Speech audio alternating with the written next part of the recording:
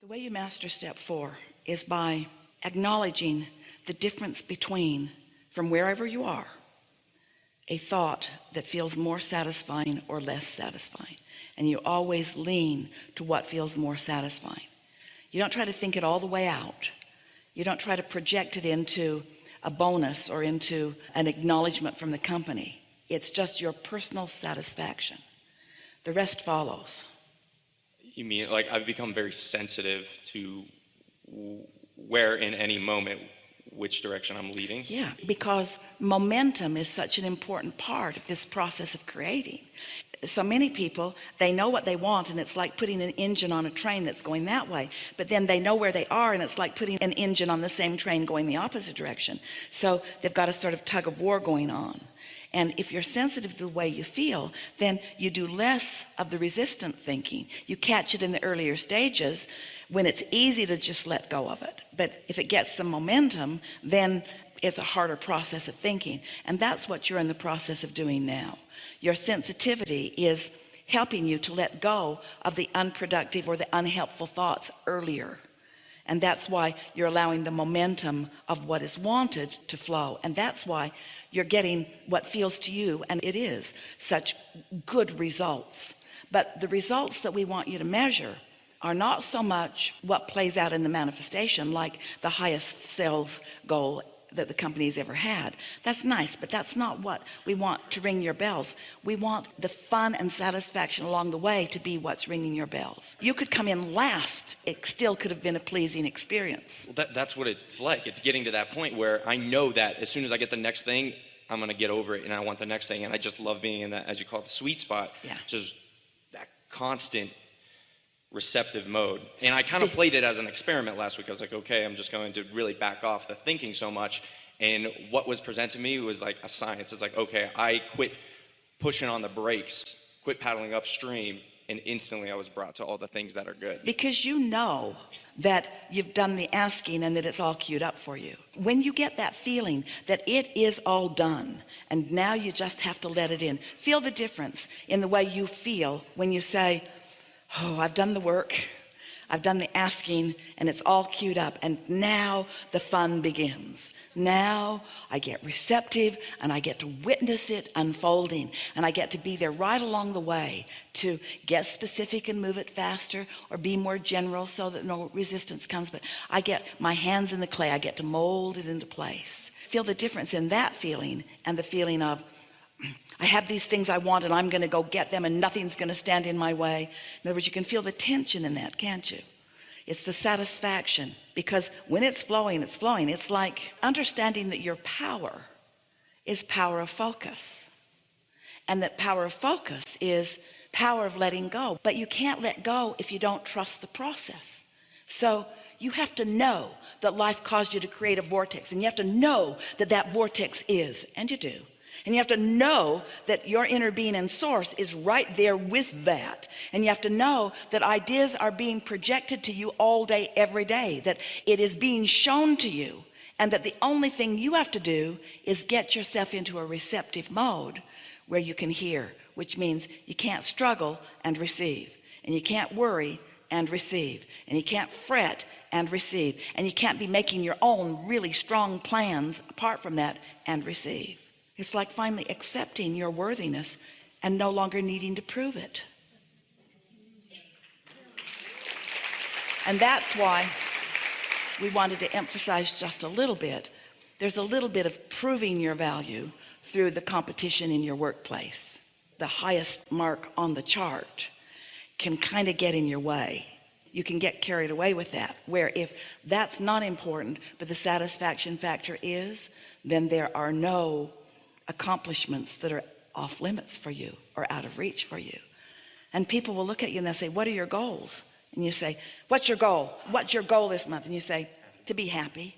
And they say, no, dummy, what's your goal? How much are you going to sell this month? Enough to keep me happy.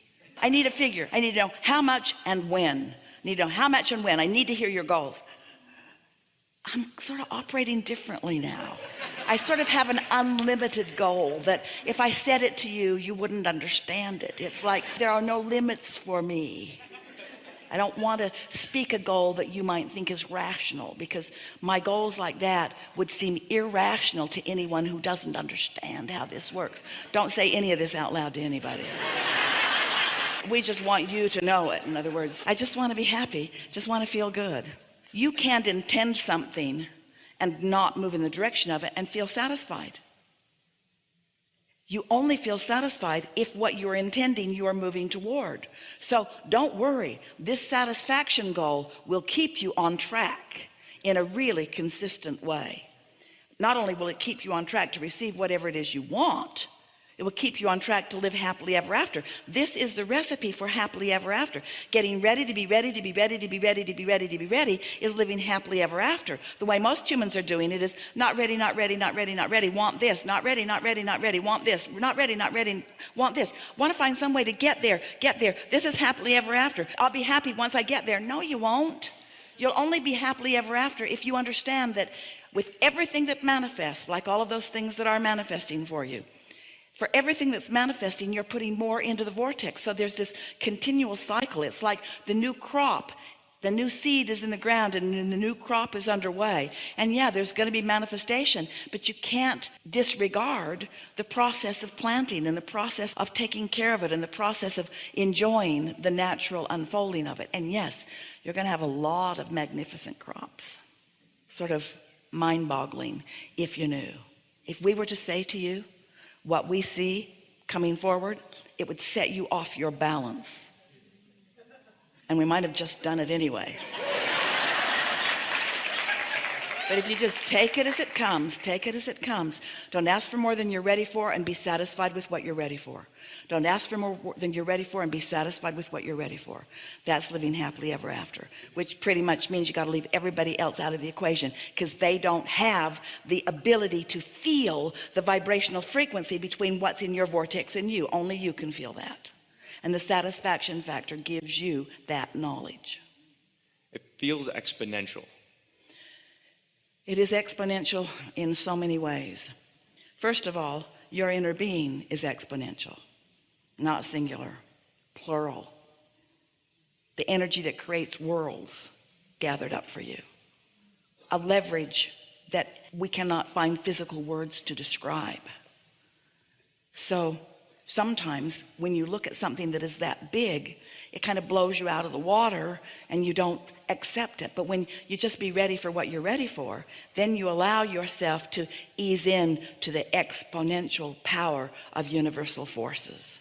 The big factor for most of you is trusting that Source has its eye on you, because you've sort of trained yourself not to believe in your value. But it won't take long as you watch these things line up for you, as you are already doing, for you to convince yourself, oh yeah, I got this. I got this. They know me. They like me. I like them. We're all in this together. Nothing to prove, only life to be lived. You see, when you really get it, that you are source energy and that this is the leading edge, and that the source energy that we are describing as your inner being is enjoying this leading edge manifestation that you are providing, then you stop being a humble human who is trying to find blessings from someone that you believe has already got it all figured out, and you understand that we are all really all in this together, and that through you the creation is continuing. And once you get that, so that there is a love and appreciation of all that is, but there's not a humility that takes you to a place of not letting yourself be the manifester of all that Source is flowing. You follow that? That feeling that I am less than and you are more than keeps you from being in the receiving mode. But when you meditate or appreciate those resistant thoughts away, so that your vibration rises and you are equivalent to your Source. Did you hear that? You can't be humble and less than your Source and be in the receiving mode. We've not said that before. Did you hear it?